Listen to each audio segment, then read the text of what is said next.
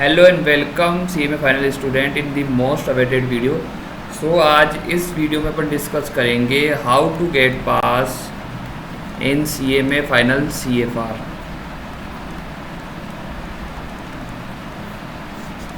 देखो, अब मैं यहाँ पे ना कोई 60 प्लस की स्ट्रेटेजी डिस्कस करने वाला हूँ, ना कोई 80 प्लस की स्ट्रेटेजी डिस्कस करने वाला हूँ, क्योंकि जो CFR सब्जेक्ट है ना, अब थोड़े टाइम से इतना बना ऐसा इसमें थोड़ा सा खौफ बना हुआ है कि इसमें पास कैसे किया जाए इन फर्स्ट अटेम्प्ट के अंदर। तो पहले अपन उसके ऊपर डिस्कस करेंगे, और जब हमारा वो वाला पोर्शन अच्छे से सिक्योर हो जाता है देन फिर अपन मूव करेंगे अपने एग्जाम्शन वाली स्ट्रेटेजीज के ऊपर, है ना, 60 प्लस और 80 प्लस के ऊपर। ठीक है, तो इस वीडियो के अंत तक बने रहोगे तो मैं आपको इस बात की गारंटी जरूर दे दूंगा कि आप CMA फाइनल CFR ग्रुप 4 के अंदर तो ईजिली पास हो जाओगे। सिर्फ आपको क्या करना है, जो मैं आपको बताने वाला हूँ उसको फॉलो करना है और बस अपनी स्टडीज़ को कंटिन्यू रखना है।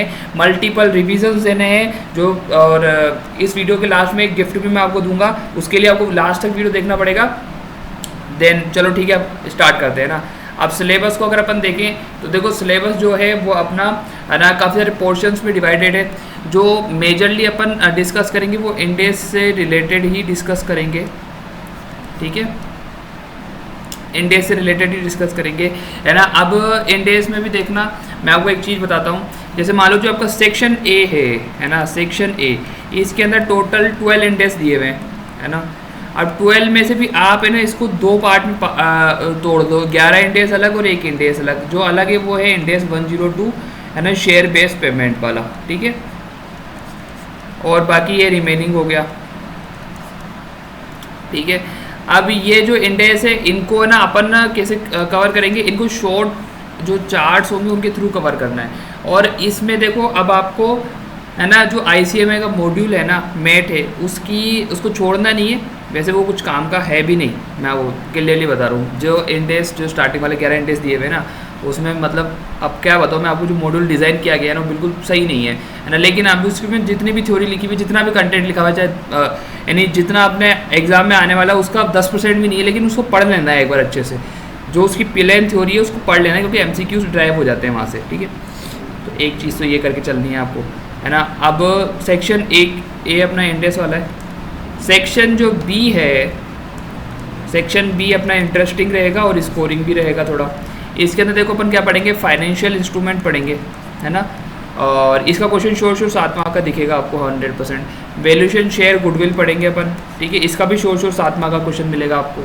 एक NBFC मिलेंगे जिसका कोई क्वेश्चन नहीं मिलेगा आपको, हाँ, मिल भी सकता है, मतलब छोटा सा टॉपिक है, इसे भी कवर कर लेंगे अपन। ठीक है, ये मैं एक्सेप्ट MCQs बता रहा हूँ आपको, है ना।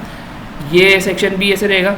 अब जो फाइनेंशियल इंस्ट्रूमेंट है ना, इसके अंदर भी अपन को क्या क्या पढ़ना है। इसके अंदर देखो, एक तो ना एम्बेडेड डेरिवेटिव्स के एक वो आ रहा है क्वेश्चन। अरे बोलने में थोड़ा टिपिकल लग रहा है, लेकिन बहुत इजी है। नॉर्मल से इंटरेस्ट की कैलकुलेशन करनी है और इक्विटी पोर्शन अलग करना है और लायबिलिटी पोर्शन अलग करना है। इसके क्वेश्चन से मैं आपको बता दूंगा ना, लास्ट प्रीवियस 2-3 अटेम्प्ट में जैसे क्वेश्चन आया वैसे आपको करवा दूंगा इसके अंदर। ठीक है, वैल्यूएशन शेयर गुडविल के अंदर वही अपन को वही 3 मेथड वाले ध्यान रखने, शेयर वाले और गुडविल के, जो वही सुपर क्या बोलते हैं, सुपर प्रॉफिट वाला, और जो अपन गुडविल कैलकुलेट करते हैं नॉर्मल से कैलकुलेशंस वाले हैं।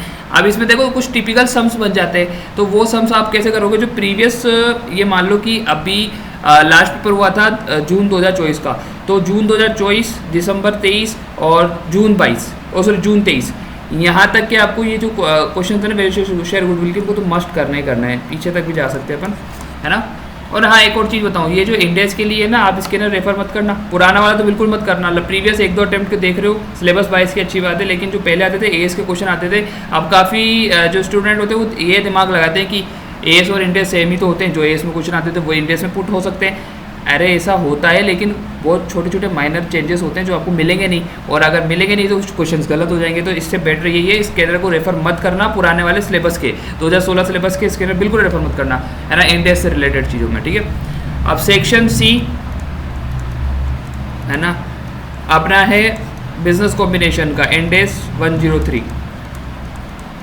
ठीक है, काफ़ी बड़ा है, कोई दिक्कत वाली बात नहीं है, लेकिन ये बाकी जो बिजनेस कॉम्बिनेशन है, बाकी जो कंसोलिडेशन है, उससे थोड़ा सा इजी पड़ जाता है इसका पोर्शन थोड़ा सा समझने के लिए। उसके एमसीक्यूज काफ़ी सारे आते हैं, एनसीए की कैलकुलेशन बता दो, गुडविल की कैलकुलेशन बता दो, है ना, ये वाले क्वेश्चंस को खूब सारे मिलेंगे। और एक इंटरनल रिकंस्ट्रक्शन करके चैप्टर है, इसी सेक्शन के सबसे लास्ट में दिया हुआ है ना, इंटरनल रिकंस्ट्रक्शन करके। उसका शोर 7 मार्क का क्वेश्चन प्रीवियस 2-3 अटेम्प्ट से देखने को मिल रहा है, तो उसको छोड़ नहीं सकते, उसको करके जाना 7 मार्क का। और ये शोर आपको ईजिली 14 to 21 मार्क में दिख जाएगा, मतलब एक फुल 14 मार्क का क्वेश्चन दिख सकता है और एक 7 मार्क का छोटा क्वेश्चन दिख सकता है। ठीक है, ये ऐसे हो गया। ठीक है, सेक्शन डी जो है,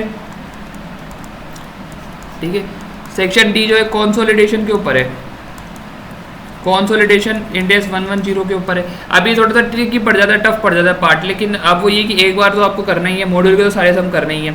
देखो अब मैं क्या बताऊँ, जो सेक्शन सी और डी है ना, इसके लिए आप कहीं और मत जाओ, आईसीए में ही मेट के क्वेश्चन करो, इनफ है। आईसी में मेट के क्वेश्चन करो, इनफ है, क्योंकि ये जो पोर्शन है ना इतना वाइडर और इतना बड़ा है ना कि अपन इसको कवर कहाँ से करें, और वहाँ से करने के बाद भी श्योरिटी ये नहीं है कि वो क्वेश्चंस मिल जाएंगे एग्जाम के अंदर। तो इससे बेस्ट ये रहेगा, कॉन्सेप्ट को इन डेप्थ पढ़ो, अच्छे से पढ़ो, क्वेश्चंस के लिए सिर्फ आईसी में मेट रेफर कर लो और प्रीवियस 2-3 अटेम्प्ट के क्वेश्चन देख लो। ठीक है, सेक्शन सी और डी के लिए ये भी आपको ईजिली 14 to 21 मार्क का दिख जाता है। ठीक है, सेक्शन ई और एफ ये प्योरली थ्योरी है, और ई के अंदर थोड़ा सा पोर्शन आपको देखो वैल्यूएटेड स्टेटमेंट का या फिर ईवीए का दिख जाएगा, है ना, ईवीए, एमवीए, मार्केट वैल्यूएटेड और इकोनॉमिक वैल्यूएटेड और वैल्यूएटेड स्टेटमेंट। ठीक है, ये थोड़ा प्रैक्टिकल पोर्शन दिख जाएगा, बाकी थ्योरी आएगी रिसेंट डेवलपमेंट्स के अंदर से, जो भी 4P बॉटम लाइन और ये जो भी इंपॉर्टेंट टॉपिक्स है वो। अब सेक्शन वाइज जो इंपॉर्टेंट है वो मैं आपको जब क्लासेस रिकॉर्ड करूँगा उसके साथ में बताऊँगा। ठीक है, अब सेक्शन ये जो एफ है ये गवर्नमेंट अकाउंटिंग के ऊपर है, गवर्नमेंट अकाउंटिंग फुल थ्योरी है, फुल थ्योरी अच्छे से करके जाओ, थ्योरी को बिल्कुल इग्नोर मत करो, सीएफआर जैसे सब्जेक्ट के अंदर तो बिल्कुल मत करो, है ना। अब देखो, अब मैं आपको ना पेपर के पैटर्न के बारे में बताता हूँ। जो आपका पेपर आएगा ना वो आएगा टोटल 128 मार्क का, है ना, ये तो सब आपको पता ही है। जो स्टार्टिंग का पोर्शन होगा वो एमसीक्यू का होगा 30 मार्क का, है ना, 2 मार्क ईच और 15 एमसीक्यूज। जो 17 मार्क डिस्क्रिप्टिव होगा उसके अंदर जो लास्ट के 2 क्वेश्चन होंगे 7 और 8 ये आएंगे आपको सेक्शन ई और एफ से। इसमें होगा देखो 8 जो होगा वो ए से डिवाइडेड होगा, 5, 5, 4 ये दोनों थ्योरी होंगे प्योर, और एक ही प्रैक्टिकल आ जाएगा इंडेक्स ये 28 इक्विटी मेथड, या फिर 103 से एक प्रैक्टिकल आ सकता है छोटा सा 4 मार्क का।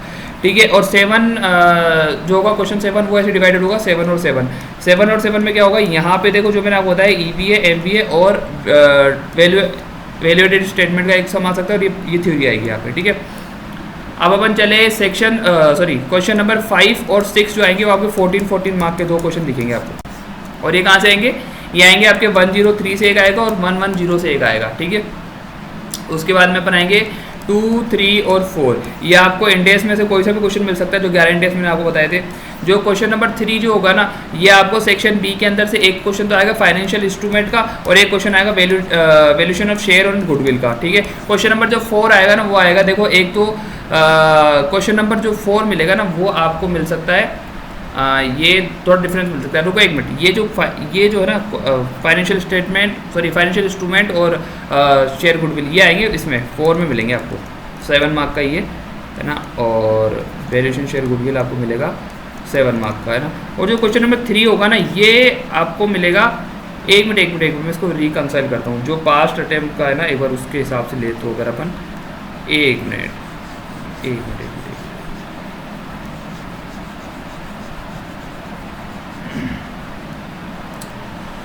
ये जो होगा ना स्टार्टिंग से बताता हूँ, जैसे क्वेश्चन 2 जो होगा ना ये आपको देखो मेजरली कहाँ से मिलेगा, इंडेक्स से मिलेगा। 2 क्वेश्चन आएंगे 7 मार्क के, है ना। अब वो कोई से भी 2 इंडेक्स हो सकते हैं, जो 11 इंडेक्स बताए थे उनमें से, है ना। क्वेश्चन नंबर 3 जो होगा वो आपका होगा, पहला जो होगा इसका 3 का ए, वो भी एक इंडेक्स से क्वेश्चन आएगा, जो 11 इंडेक्स बताए थे उसी से 3 का ए, और ये ए और बी दोनों, है ना। ठीक है, और ये 3 का जो बी होगा ना ये वैल्यूएशन शेयर गुडविल से क्वेश्चन होगा, शोर में बता रहा हूँ, ऐसे ही आपको मिलेगा पेपर पैटर्न। 4 का ए जो आएगा ना वो आपका आएगा फाइनेंशियल इंस्ट्रूमेंट से क्वेश्चन। 4 का बी जो आएगा ये आएगा इंटरनल रिकंस्ट्रक्शन से क्वेश्चन आएगा आपका। ठीक है, 5 और 6 ये 14 मार्क के ईच क्वेश्चन मिलेंगे आपको। 7 और 8 मैंने आपको बता दिया, ये लास्ट के 2 चैप्टर्स में मिलेंगे, थ्योरी होगी मेजरली और एक प्रैक्टिकल होगा, और एक 4 मार्क का और एक प्रैक्टिकल होगा, ठीक है। ये पेपर बेटर रहेगा आपका, है ना, ठीक है। अब रही बात इसमें, देखो स्कोर कैसे करना है। अच्छा, सबसे पहले देखो फोकस कहाँ रखना है, फोकस ऑन थ्योरी। थ्योरी को बिल्कुल इग्नोर मत करना, घोट के पी जाना, रट जाना कैसे भी करके, और थ्योरी पे फोकस रखना। और थ्योरी कहाँ से करनी है, देखो थ्योरी जो है ना, देखो एक तो सेपरेट पोर्शन थ्योरी का दिया हुआ है, सेक्शन ई और एफ, है ना, वो तो अपन को करना ही करना है। साथ में क्या होता है कि थ्योरी पूछ लेते हैं ये इंडेक्स की, है ना, किसी इंडेक्स की थ्योरी पूछ लिया, ऑब्जेक्टिव पूछ लिया, स्कोप पूछ लिया, तो अब उसको अगर अपन कवर करने जाएंगे तो अपने पास में कुछ डिफाइन एरिया नहीं है। उसमें क्या होगा कि अपने को कहाँ तक पढ़ना है, किधर कितना पढ़ना है, वो अपने पास में कुछ भी लिमिटेड सोर्स नहीं है। तो आप क्या करना, फोकस ऑन थ्योरी के लिए सेक्शन ई और एफ ही करना अभी तो फिलहाल, ठीक है।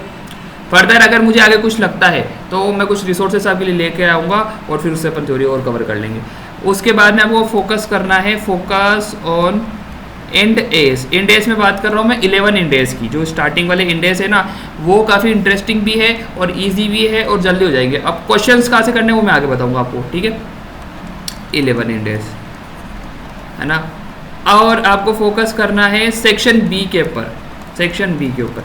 सेक्शन बी में क्या है, फाइनेंशियल इंस्ट्रूमेंट है, वैल्यूएशन शेयर गुडविल है ना, इन दोनों के ऊपर फोकस करना है, ठीक है।